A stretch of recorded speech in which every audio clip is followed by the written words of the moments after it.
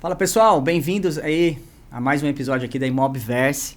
A gente hoje está aqui trazendo mais novidades para vocês do universo imobiliário, porque aqui é onde tudo acontece sobre esse mercado. Aproveitando, antes da gente começar a pauta de hoje, falar um pouco de hoje, de tudo aquilo que a gente vai trazer aqui para vocês, não esquece de seguir a gente lá nas nossas redes sociais, @imob.verse, em todas as plataformas, as principais plataformas, nós estamos lá, então dá aquela moral que eu sempre peço aqui para vocês, para que possa estar acompanhando e, como eu sempre digo, para que esse conteúdo possa cada vez mais chegar aí num universo maior de pessoas, tá bom?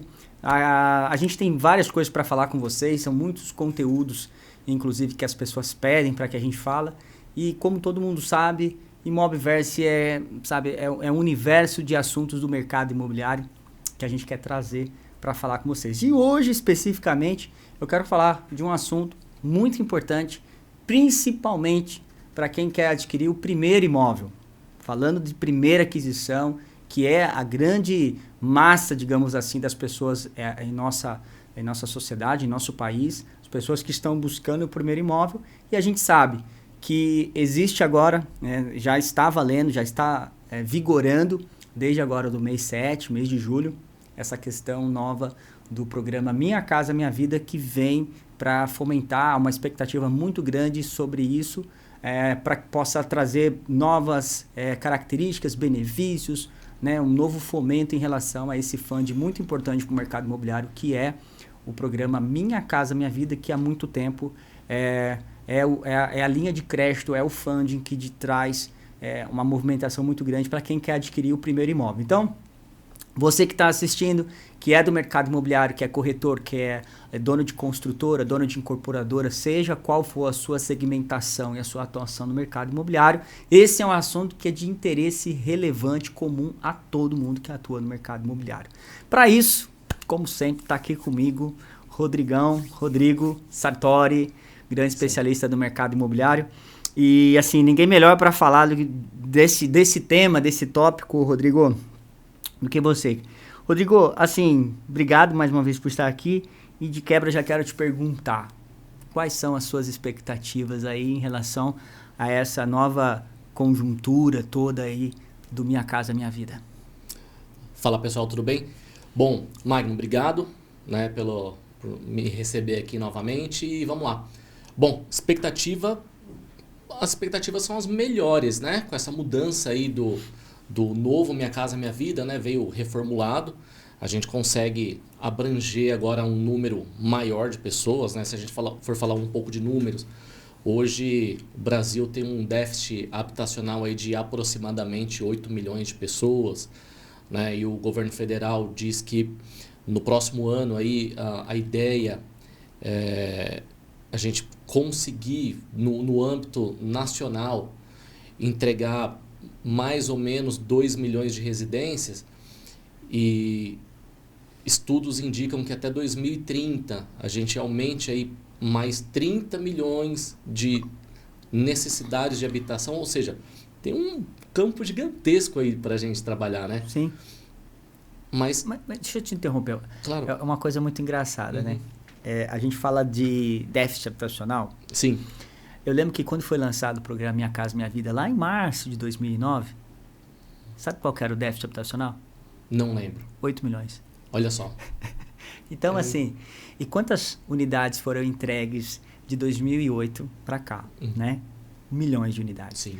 Então, na verdade, existe aí uma demanda que ela é crescente há anos. Sim. Então, por mais que a gente desenvolva, por mais que hajam políticas de subsídios para poder potencializar a aquisição do primeiro imóvel, existe aí cada vez mais, né, uma massa que ano após ano ela vem sendo enquadrada por aquisição. Claro que isso tem toda uma conjuntura de crédito, de disponibilidade de crédito, que a gente vai até citar um pouco aqui, mas foi só um parênteses que você falou aí, me veio aqui à mente.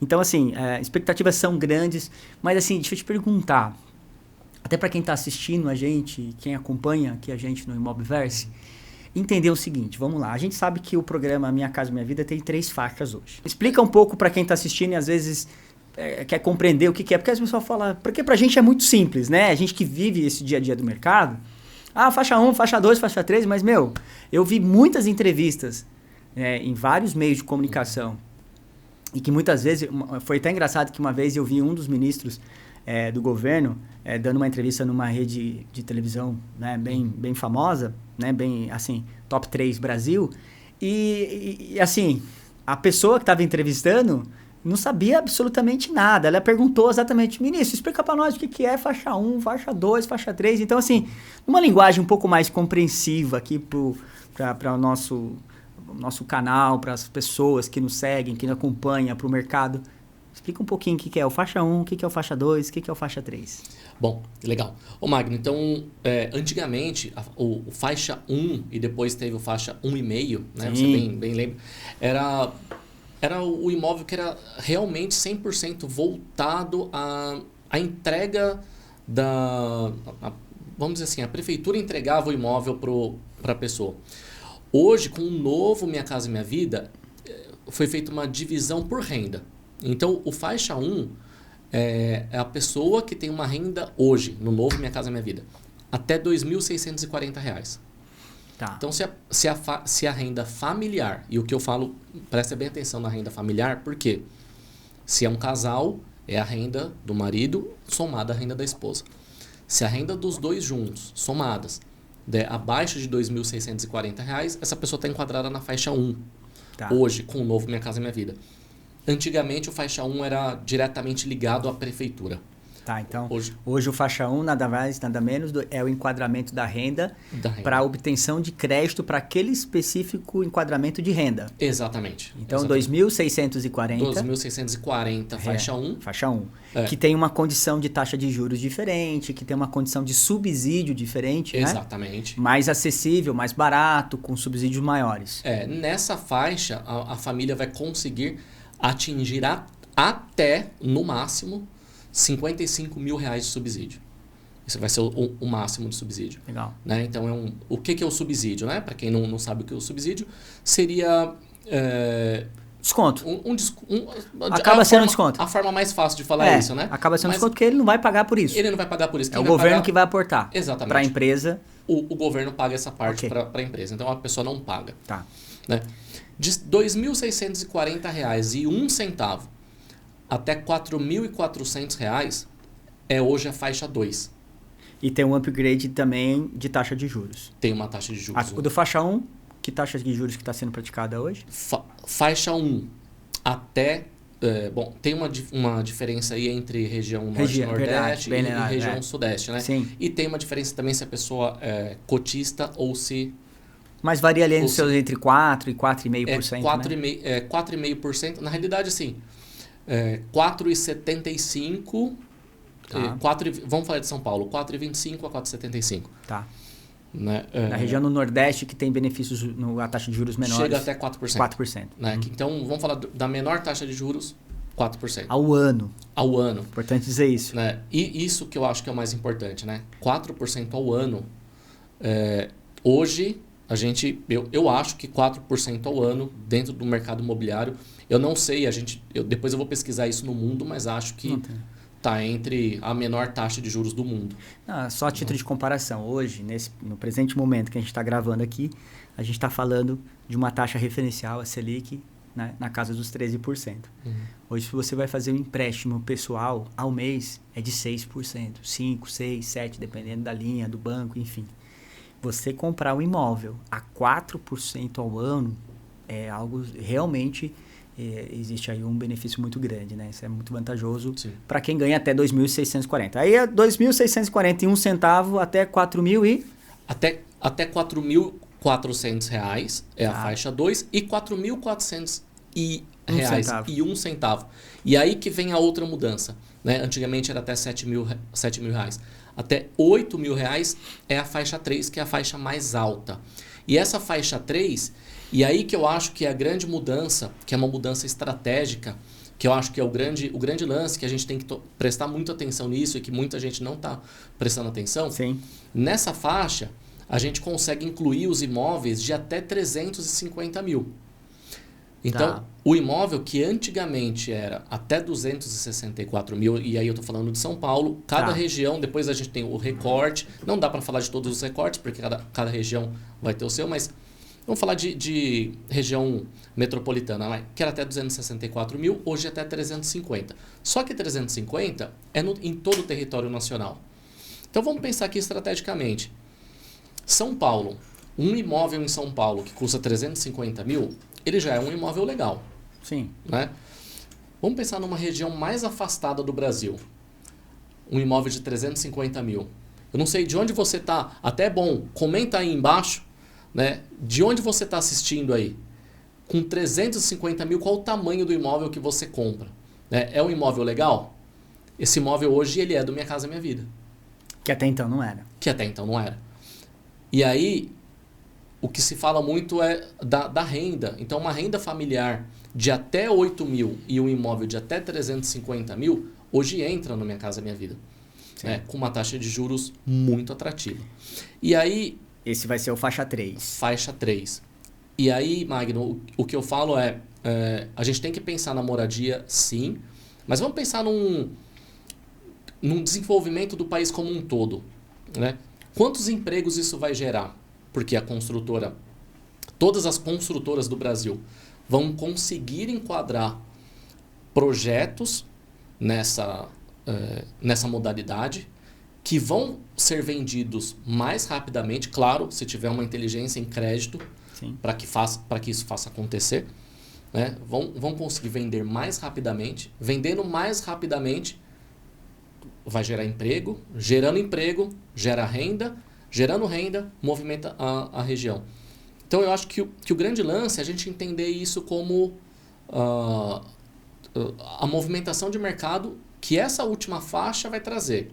É porque ela recua aqueles produtos que estavam enquadrados numa outra modalidade, ou um SBPE, apoio à produção, enfim, que não está enquadrado dentro do FGTS, que traz a possibilidade de enquadramento desse tipo de imóvel que até então ele era vendido com uma taxa maior, com condições diferentes e tudo mais. Então você traz esse benefício, você aumenta a margem de amostragem de quem pode ser enquadrado dentro do programa, de adquirir, inclusive com condições, que é o principal argumento e o principal elemento do programa Minha Casa Minha Vida. Vamos lá, deixa eu te fazer uma pergunta também, que isso aqui é importante e é uma preocupação do mercado como um todo. Uhum. Porque a gente sabe que para o cliente, para quem vai comprar, seja ele no enquadramento da faixa 1 com 2.640 até 4.400 ou enfim até 8 mil, a gente sabe que isso vai potencializar e muito. Ok. Mas há uma preocupação, principalmente das construtoras e incorporadoras, com relação a quê? Primeiro que já de fund mesmo, se vai ter crédito. Sim. Então eu tive participando de alguns eventos, inclusive, que as grandes companhias, as grandes empresas têm relatado uma preocupação do seguinte, né?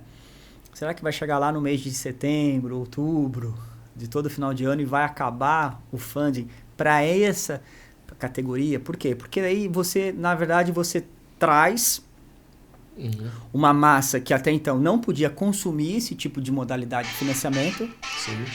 E você traz essa modalidade de financiamento, né, essa massa que até então não havia, para literalmente comprar o produto. E até então não podia. Sim. Naturalmente você coloca, nada mais é do que você aumentar a fila de quem vai comprar.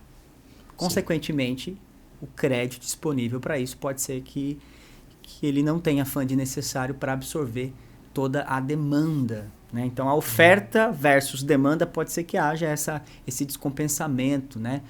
Aconteça esse desequilíbrio. Qual a sua percepção sobre isso? Você acha que isso pode acontecer? A sua vivência? Porque a gente já viveu muitas vezes isso, né? Quantas vezes não teve aquele momento que a gente ficava lá a madrugada fora para ver se apertando o botão para ver se tinha crédito, né? Essa é uma preocupação que você observa das grandes empresas, que você atua e que você trafega aí no mercado? Sim, é uma preocupação muito válida, porque realmente você está trazendo para o mercado uma procura maior, né? Hoje, muita gente, hoje logo de manhã as pessoas estavam me falando que algumas construtoras estão recebendo demanda de Minha Casa Minha Vida, algumas construtoras que nem tem Minha Casa Minha Vida no portfólio. Né? Então, uma demanda. Porque até então eles vendiam um produto de 300 mil que não estava enquadrado. De repente, o produto dele e uma atuação que essa empresa não fazia dentro do Minha Casa Minha Vida passou a fazer parte. Exato. Uma surpresa. O cara acordou, opa, eu tenho um produto aqui de 300, 320, olha, agora eu também faço Minha Casa Minha Vida, né? Exato. E ele nem sabe fazer. Ele nem sabe que ele pode, às vezes. Só que o cliente está vendo no mercado, ele está olhando lá no jornal, ele fala, peraí, agora 350 mil pode, esse imóvel que eu quero custa 300, eu quero Minha Casa Minha Vida. Mas ele também não está preparado para entregar esse imóvel no Minha Casa Minha Vida. Ou seja, a demanda vai aumentar em muito.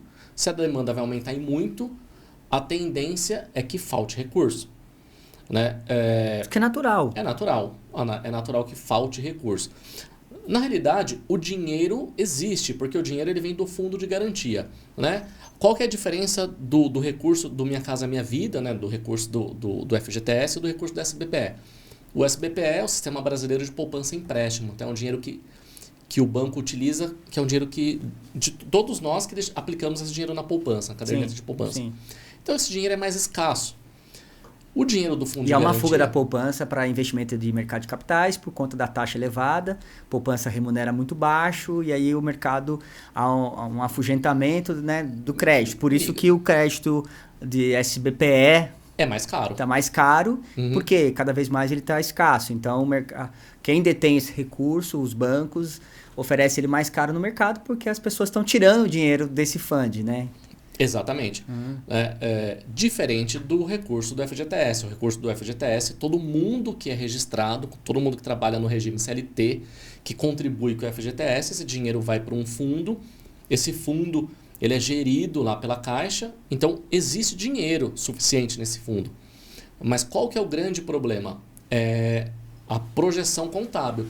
Então, o gestor desse fundo ele precisa fazer uma projeção até o final do ano e para liberar esse dinheiro no mercado. Liberar esse dinheiro e falar, eu vou liberar, vamos fazer uma continha de padaria aqui para ficar fácil. Eu vou liberar 100 mil reais até o final do ano. Bom, se até o final do ano for utilizado 100 mil reais, está ok. O problema é se até o final do ano for utilizado 102 mil reais. Faltou 2 mil. E é isso que geralmente acontece, é isso que a gente sempre passa. E na verdade, às vezes acontece até mesmo que tem que ter... Porque assim, quando a gente fala de verba orçamentária, isso é o orçamento do governo. Não pode, o governo ele não tem condições de ficar aumentando essa verba orçamentária da noite para o dia. É o que muitas vezes a gente esperava, né? Chegava lá em novembro, agora só em janeiro, tem que esperar renovação orçamentária, o projeto desse ano, né? O orçamento desse ano já foi estourado, não tem. Às vezes acontecia o quê? Acomodação de receita, né? A gente já viu muito isso, né? Ou seja, a determinada região do país consumiu mais, então você ia lá e pegava, olha, peraí, região sul... tinha lá 2 bilhões de reais para ser utilizado, utilizou 1,7. Tem 300 milhões sobrando lá, estamos em novembro. Então, muitas vezes havia essa manobra do recurso, mas não um aporte, né? É uma manobra interna. Mas você citou uma coisa muito interessante aí, importante dizer, que é a questão da fonte do FGTS, que é principalmente aquele que tem a contribuição do Fundo de Garantia, as empresas, o setor privado tem uma função muito importante nisso. E a gente vive hoje uma situação interessante no país, que é a taxa de emprego, está com 8%. Então, isso é muito importante porque quanto mais gente estiver trabalhando, há mais contribuição, né? Isso, consequentemente, aumenta essa possibilidade. Acho que o governo foram 8 bilhões destinados aí para o novo programa Minha Casa Minha Vida.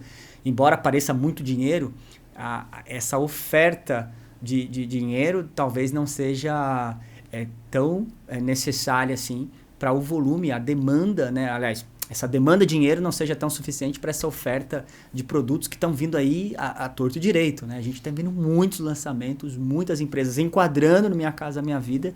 Você se preocupa? Você tem essa preocupação também? Eu tenho essa preocupação e tem um dado que pouca gente está olhando, né? Que vocês sabem que agora esse novo Minha Casa Minha Vida ele não é só para imóvel novo, ele é também para imóvel usado. Sim. Né? Então, fora o que tem de lançamento chegando... O estoque remanescente é muito grande. Então, imagina que tudo que tem de imóvel usado hoje, até 350 mil, pode entrar no Minha Casa Minha Vida. E aí é infinito. Então... É uma conta bastante expressiva que a gente tem que pensar, né? Sobretudo porque a conta precisa fechar, as empresas precisam se organizar. Sim. Nesse sentido, o que você pode dizer para quem nos acompanha aqui no Imobverse porque tem muita construtora, incorporadora que nos acompanha, e o que eu vejo muito é uma falta de estratégia das empresas em que momento lançar. Sim. Em como lançar, a estratégia de lançamento. Porque o lançamento tem uma série de situações. Tem empresas que têm que fazer formatação de demanda mínima, né? Que é aquela composição de venda para poder fazer o desligamento bancário. Então, assim, as empresas estão precisando se organizar, se estruturar para poder aproveitar esse momento oportuno, que é o novo programa, mas, ao mesmo tempo, ela também tem que olhar com esse olhar crítico, porque ela pode estar sofrendo um certo risco. Por quê? Ela pode lançar um produto e não ter funding necessário para ela poder fazer seu desligamento bancário. Então, assim, eu queria aproveitar da tua experiência enquanto especialista do mercado imobiliário, né, nesse quesito de crédito, né? O que você pode dizer para esse empresário do setor como um todo, né? Eu falo principalmente da incorporação, o incorporador. O que você pode dizer para esse pessoal em relação a como se preparar para esse momento, né? Bom, Magno. Claro, as empresas que já estão consolidadas e que já conseguem criar uma carteira de clientes com crédito aprovado para o próximo lançamento, essas empresas não têm que se preocupar, porque ela já consegue prever um próximo lançamento já com a demanda mínima formada, que realmente é a maior preocupação, né? E para quem não sabe o que é demanda mínima, ao longo dos próximos programas a gente vai falar sobre isso. Agora, para o pequeno incorporador ou para o incorporador que tem um projeto e onde ele se viu agora na oportunidade de enquadrar o projeto dele no Minha Casa Minha Vida, mas ainda não sabe como fazer, né? Bom, a primeira coisa não se preocupa muito somente com a força de vendas. Claro, a força de vendas é 99% importante, mas se ele não se atentar que ele tem que vender, ele tem que se preparar para fazer a venda somente com esses clientes com crédito aprovado, para na hora certa ele ter a demanda mínima e para ele fazer o desligamento na hora certa, ele pode ir empurrando isso para o final do ano e quando chegar no final do ano... Vai estar desqualificado. Vai estar desqualificado. Mas dá. Aí, pegando o gancho desse seu comentário, eu quero fazer aqui uma ponderação também que eu acho muito pertinente, pensando muito em todo empresário, todo incorporador que está assistindo, que é o seguinte. O grande erro que eu vejo que as incorporadoras cometem é que elas vendem apartamentos. Sim. Elas precisam vender crédito. Exatamente. Porque o core business dessas empresas não é apartamento. Elas constroem. O core business de apartamento é um core business da construtora. Apartamento é construtora. O negócio da incorporação, principalmente para quem trabalha com Minha Casa Minha Vida, é crédito. Exato. Você falava, um outro programa que você teve aqui, quando você contava a sua história, você contou uma vez a sua trajetória, que eu precisava fazer 1.200 análises para vender 300, mas para fazer 1.200 análises eu preciso de quantos? Preciso de 4.000 clientes e tudo mais. Então, olha só, vamos pensar aqui no topo do funil. Você recebe aquela massa de clientes, você aprova o crédito. Então, a maioria das empresas hoje, elas só vendem quando o cliente tem o quê? Crédito aprovado. Então, se não houver uma estratégia dessas empresas em como elas operam do ponto de vista de crédito, elas estão cometendo um erro gigantesco. E quando você fala da importância, eu estou falando assim, na verdade a ponderação eu chamo de endosso, não é nem ponderação, é que as empresas precisam prestar um pouco mais de atenção na sua jornada de crédito, na sua formatação de crédito, na sua capacidade de aprovar. Né? Porque às vezes a sua capacidade de obtenção de crédito, principalmente quem trabalha com demanda mínima, precisa ter um rating muito forte com a Caixa, né? Que é a grande operadora do Minha Casa Minha Vida e tudo mais. Precisa saber fazer composição de matriz na hora de contratar empreendimento, né? Inclusive, isso aqui estou falando direto para incorporador que sabe o que é matriz de conjugação, que é a formatação, né, da conta para poder desligar o empreendimento. E muitas vezes as empresas não sabem fazer isso. Vou dar um exemplo. Às vezes a empresa vai lá, ela tem uma capacidade de obter 30 milhões de PJ, que é a composição, né, que a Caixa dá para o empresário, para o incorporador, fazer a composição da demanda mínima, o fechamento. E aí ela não olha para o seu land bank, ao longo do ano, quantos produtos ela quer lançar. E vamos supor que ela pega aqueles 30 milhões, o banco faz uma matriz, mostra lá para a incorporadora, ó, tô te oferecendo 20 milhões para esse empreendimento, supostamente de 40 milhões de VGV. Então, 40 milhões de VGV para 20 milhões de PJ, puxa, legal, tenho 50% PJ. Eu só preciso, então, de 50% de venda ou de outra composição de crédito de garantia. Tá, até aí tudo bem. Só que eu vou fazer 3 empreendimentos, não vou fazer só aquele. Então, às vezes, você pode estar usando um recurso que o banco oferece num empreendimento que tem mais liquidez. Exato. Aí o que acontece? O outro vai faltar, precisa mais, aí precisa fazer composição de garantia de obra. Então, isso aqui é um assunto muito... A gente pode até trazer uma hora falar sobre isso, mas é essa estratégia, né? Ele é bem técnico e estratégico, né? Na realidade, assim, poucas pessoas do mercado se atentam a isso, e quem se atenta sai na frente, quem se atenta entrega um resultado melhor.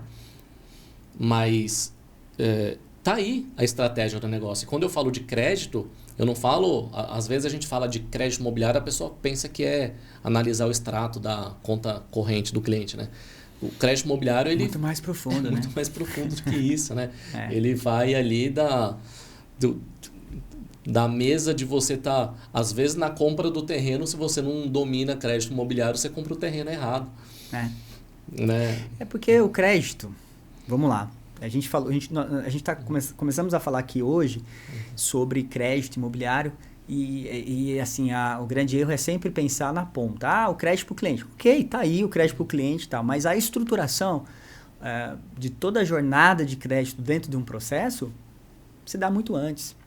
Exato. Desde a prospecção de um negócio, você olhar seu land bank, você olhar a sua estruturação, você olhar quantos empreendimentos você quer fazer. Você precisa olhar para a sua capacidade de dinheiro, saúde financeira, para saber o seguinte, quanto que você vai precisar aportar ou não. Se você tem dinheiro para aportar ou não, está relacionado com crédito. Por quê? Se você não tem dinheiro no seu caixa, você precisa de mais crédito do banco. Exato. Mas se você precisa de mais crédito do banco, você precisa ter um balanço financeiro muito positivo, muito sadio para poder obter esse novo rating, esse score. Porque o crédito não é só para o cliente final, consumidor. O crédito também né, para a construtora. Então, eu só fiz essa ponderação e esse comentário porque eu vejo que as empresas não estão, principalmente pequenas e médias. As grandes dominam muito essa engenharia. Sim. Mas eu acho que as pequenas e as médias não estão tão habituadas nesse cenário. Porque eu já vi empresas, vamos assim dizer, que elas literalmente elas não conseguiram executar todo o seu land bank em um determinado período porque simplesmente elas não tinham mais crédito. E aí chegou um momento que eu falo, tem 3 empreendimentos ainda para fazer. Chegou lá no meio do ano, eu tenho 3 empreendimentos para fazer. Qual que eu vou escolher para lançar? Porque eu não tenho mais crédito. Aí aluga Jerique. Aluga Jerique, exatamente. Aí fica mais caro, porque daí, lá atrás, se você não planejou, você não tinha na sua conta pagar a taxa do Jerique. A taxa que eu falo, né, da parceria. Puxa, eu previ um sócio? Não previa. Então, o Minha Casa Minha Vida novo, ele tem, dentre outras coisas... a necessidade, embora ele venha fomentar muito o mercado de uma maneira geral, eu vejo que ele está obrigando as empresas a olharem mais estrategicamente, porque assim, eu diria para você que assim, aumentou a zona da confusão, né? São mais players brigando no mercado. Sim. Ou seja, aumentou a competitividade. Sim. Se você tem funding, se você tem crédito sendo liberado, o que está acontecendo? É mais gente brigando por aquele recurso, significando que tem mais gente ofertando produtos no mercado. Exatamente. E agora, para ajudar, porque, vamos lá, as empresas que até então atuavam dentro do limite do 264, na sua grande maioria, o que elas estão recebendo? Uma concorrência que antes não estava no radar. Exatamente. Né? E uma concorrência de um player, que é um player que atua no médio segmento.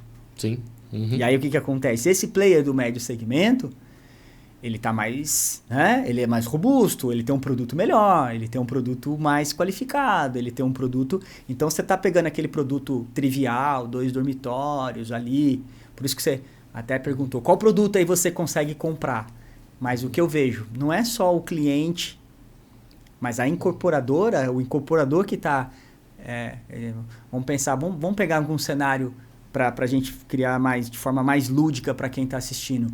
Eu sou incorporador e eu tenho um projeto de 250 mil. Eu concorro com quem? Com todo mundo de 250 mil, 264 mil que seja. Agora não mais. Então aumentou a minha concorrência. Aumentou. E aí o que acontece?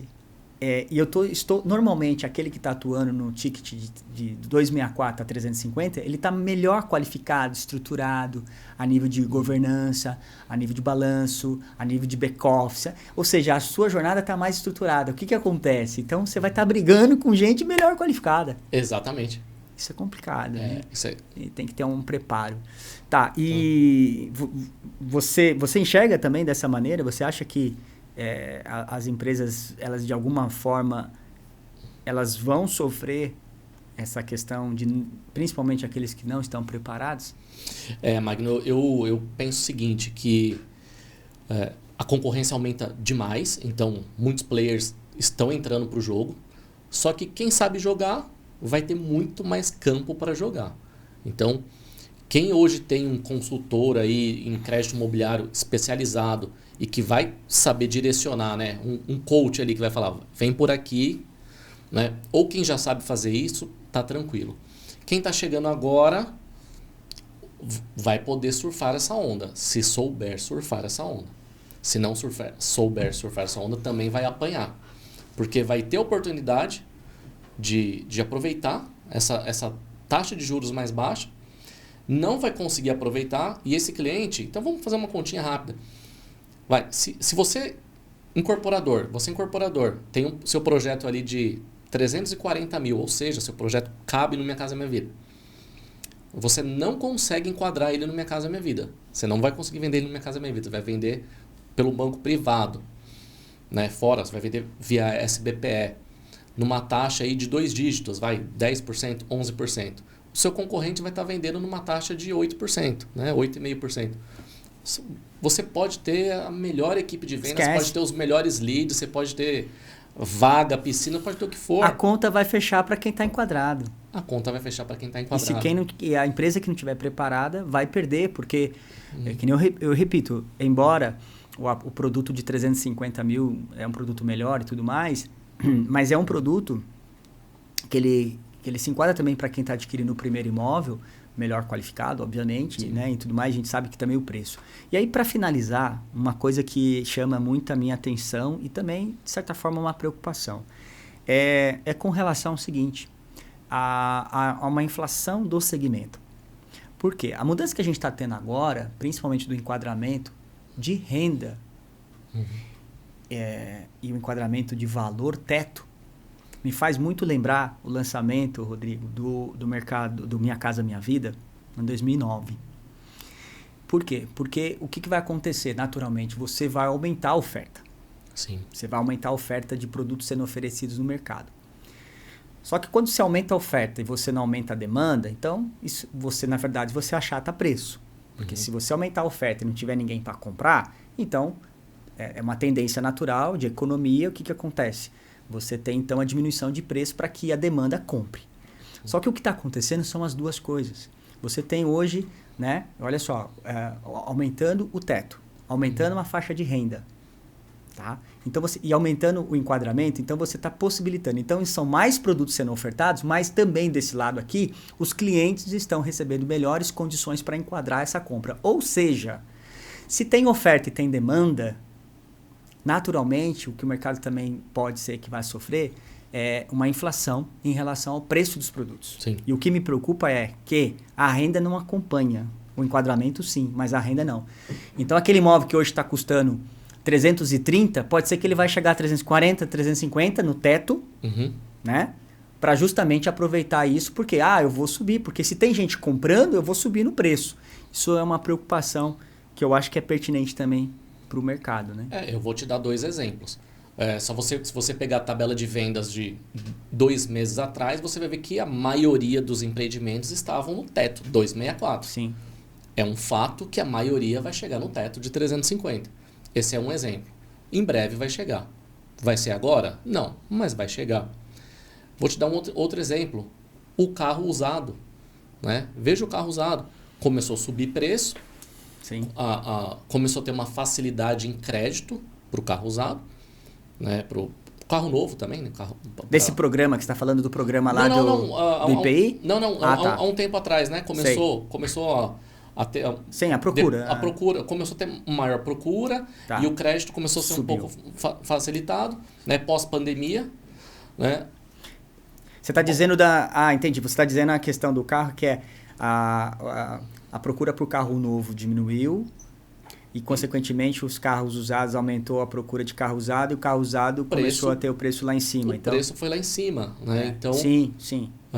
A procura aumentou, quem tem a oferta sobe o preço, porque enquanto tiver gente comprando, você sobe o preço, tem gente comprando, sobe o preço, tem gente comprando, o preço vai subindo. Até chegar um momento em que esse preço subindo, não vai ter ninguém que consiga comprar. Exatamente. Então, você que está na dúvida de comprar imóvel aí... Compra rápido. Compra rápido, que vai subir.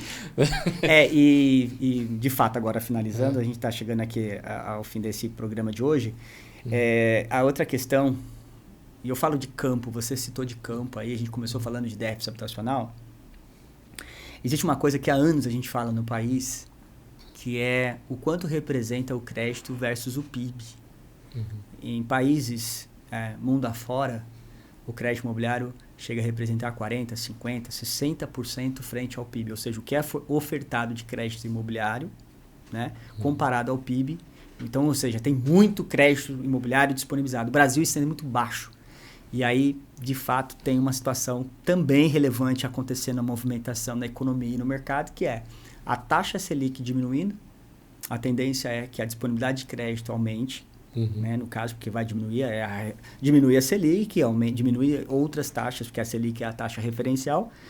Mas o que eu quero dizer é que o Brasil tem um campo muito grande, a gente fala isso há anos no mercado, que é a potencialidade que o país tem de oferecer crédito, né, da representatividade do crédito.